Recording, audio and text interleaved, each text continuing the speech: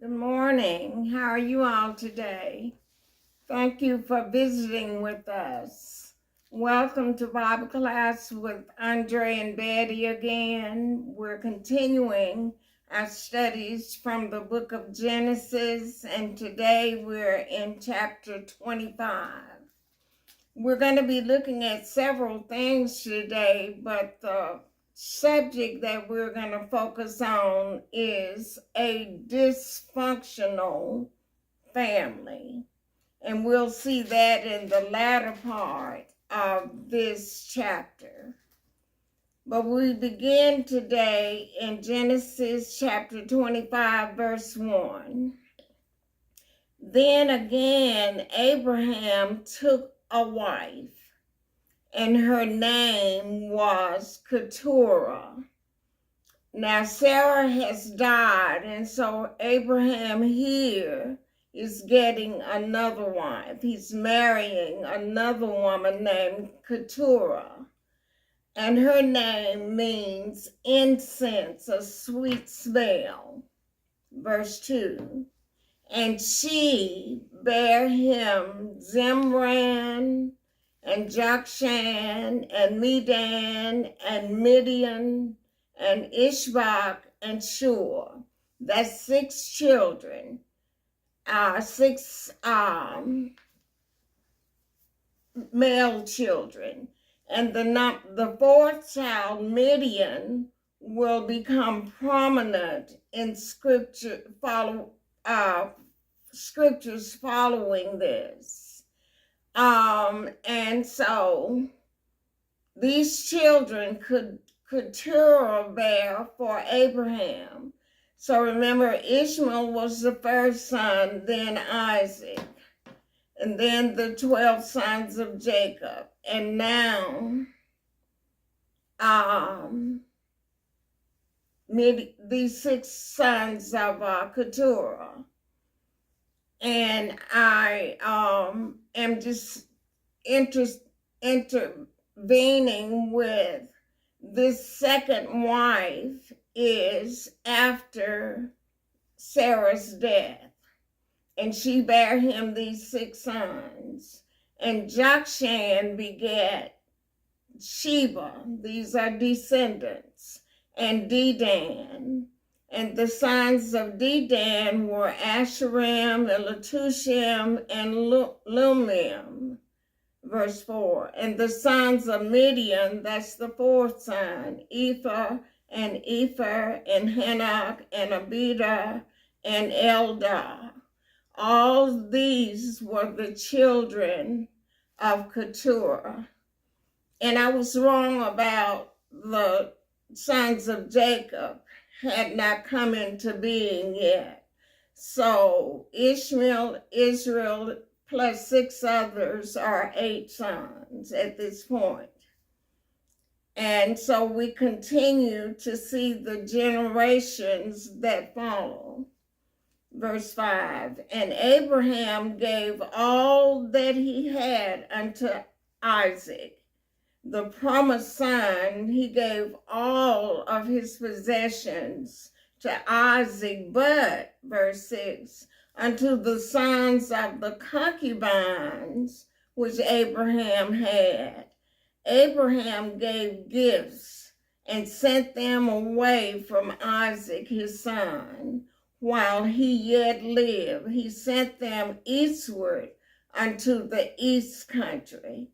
And so here the scripture called Hagar and Keturah his concubines, because Sarah was the wife chosen by God for him.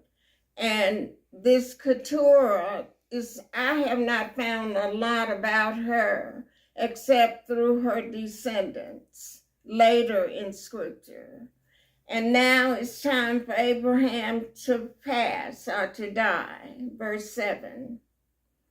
And these are the days of the years of Abraham's life, which he lived, 160 years, which equals 175 years old when he died. Verse 8, then Abraham gave up the ghost and died in a good old age, an old man and full of years, and was gathered to his people.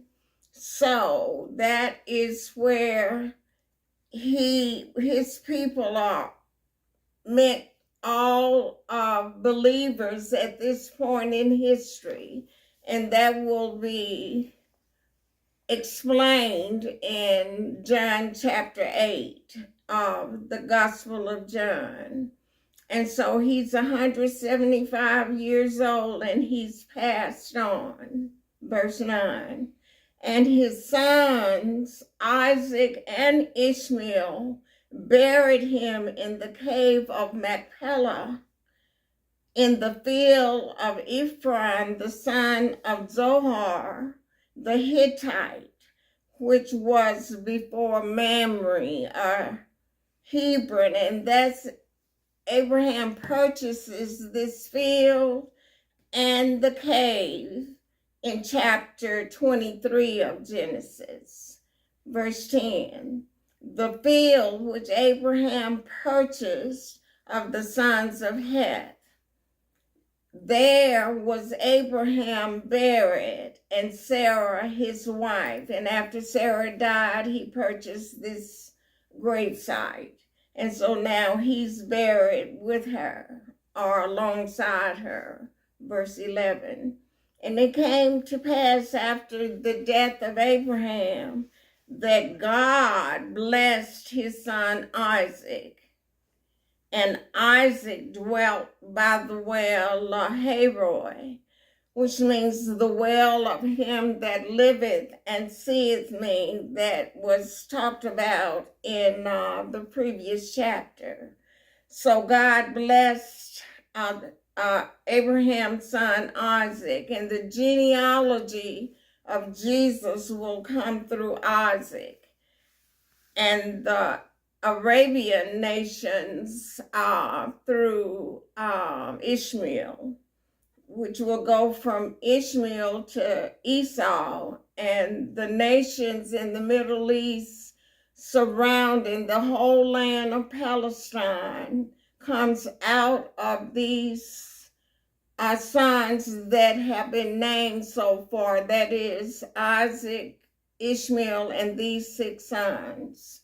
And God had told Hagar that out of Ishmael, he would bring 12 sons. So that would be 12 nations. And they're throughout the Middle East. And this is why he said he sent them away to the East Country. And so in Scripture, when you look at genealogies, except in the New Testament, the natural seed is not given. But in the Old Testament, whenever genealogies are given, the natural sons out of Esau come first. And after that, the spiritual seed. And that's talked about in 1 Corinthians 15, chapter 46. First the natural, then the spiritual. So verse 12, now these are the generations of Ishmael, Abraham's son, whom Hagar the Egyptian, Sarah's handmaid, bare unto Abraham. And these are the names of the sons of Ishmael by their names, according to their generations. The firstborn of Ishmael, Nebajoth, and Kedar, and Abbil, and Misham, and Mishma, and Duma, and Massa, Hadar, and Tema, Jeter, Naphish, and Kedemah. That's 12 sons that God had promised to Hagar. Verse 16, these are the sons of Ishmael, and these are their names by their towns and by their castles, 12 princes according to their nations. Verse 17, And these are the years of the life of Ishmael, 137 years. And he gave up the ghost and died, and was gathered unto his people. Verse 18. And they dwelt from Havilah unto Shur, that is before Egypt, as thou goest toward Assyria.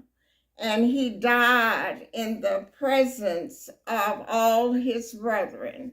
And so the sons of Ishmael and the descendants of Isaac are the one, well, Isaac and Ishmael are the ones that bury Abraham. And now we get the generations of Isaac. And these are the generations of Isaac, Abraham's son. Abraham begat Isaac, verse 20. And Isaac was 40 years old when he took Rebekah to wife, the daughter of Bethuel the Syrian of Padanaram, the sister of Laban the Syrian. And so he's 40 years old here. In verse 26, he'll be 60 years old. So he's going to pray for his wife after they've been married 20 years. Then he's going to pray for a child. So verse 20 again, and Isaac was 40 years old when he took Rebekah to wife, the daughter of Bethuel the Syrian of Padanaram, the sister to Laban the Syrian. Verse 21. And Isaac entreated or prayed on her behalf to the Lord. And Isaac entreated the Lord for his wife, or on behalf of his wife, because she was barren. And the Lord was entreated of him. The Lord responded, and Rebekah, his wife, conceived. Verse 22. And the children struggled together within her. And she said, if it be so, if the Lord did this, why am I thus? And she went to inquire of the Lord, Lord, why are these babies struggling in my womb? Verse 23. And the Lord said unto her, this is the reason, 2 nations are in thy womb, and 2 manner of people shall be separated from thy bowels. And the one people shall be stronger than the other people, and the elder shall serve the younger. And so the elder would be the descendants of Esau, and the younger would be Jacob. They're twins, but one is going to be born first. So now we have the birth of Esau and Jacob, verse 24. And when her days to be delivered were fulfilled, behold, there were twins in her womb, verse 25.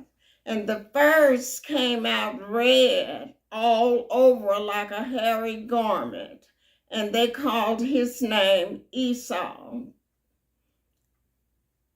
26. And after that came his brother out, and his hand took hold on Esau's heel, and his name was called Jacob. And Isaac was 60 years old when she bare the twins. And Esau's name means immediate self-gratification, and Jacob's name means supplanter, which means taking another's place. So when he grabbed Esau's heel, that's the younger grabbing the elder's heel, and it's a picture of Jacob, and his descendants will be from the nation of Israel, and the tribe of Judah. That is, Jesus will descend through that line. And now this is going to show the immediate gratification that Esau seeks, picturing people who have to get something right now. It can't wait. It's maybe that they're not willing to wait and let the Lord bring whatever to pass. So verse 27, and the boys grew. We don't know how many years this was. And Esau was a cunning or skillful hunter, a man of the field. And Jacob was a plain man or a smooth man. He didn't have hair growing all over him. And he's dwelling in tents. So God had told Hagar that Ishmael would be a wild man, and that he would be a hunter. So Esau is this cunning or skillful hunter. Verse 28, here comes the dysfunctional family. And Isaac loved Esau because he did eat of his venison, or the animal he hunted, and I believe this to be deer. But Rebekah loved Jacob. So here you have dysfunction. They should love each child the same, but they raise them according to their personality. Verse 29. And Jacob sought pottage. He made a soup.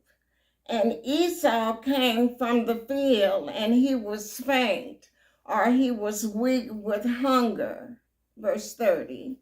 And Esau said to Jacob, feed me, I pray thee, with that same red pottage, for I am faint. Therefore was his name called Edom. And the Edomites come from Esau. Verse 31. And Jacob said, sell me this day thy birthright. Now, the birthright determines who's the head of the family and who the genealogy or ancestry will be traced back to. So Jacob said, sell me this day thy birthright. And in verse 32, it says, and Esau said, behold, I am at the point to die. And what profit shall this birthright do to me? So he would rather feed his face and sell his birthright than to wait and maybe talk to Jacob and get him not to sell his birthright. And that just shows immediate self-gratification. And Jacob said, swear to me this day.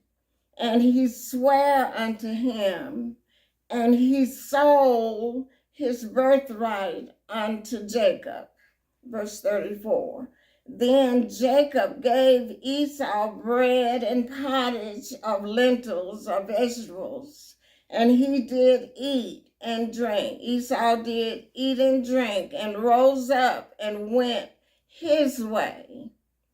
Thus Esau despised his birthright, or did not appreciate spiritual things for which the birthright signifies. So we'll be moving forward next time, and these are the thoughts that we've shared with you today. Thank you for visiting with us, and we'll continue next time. You all have a great day and a great week. Bye.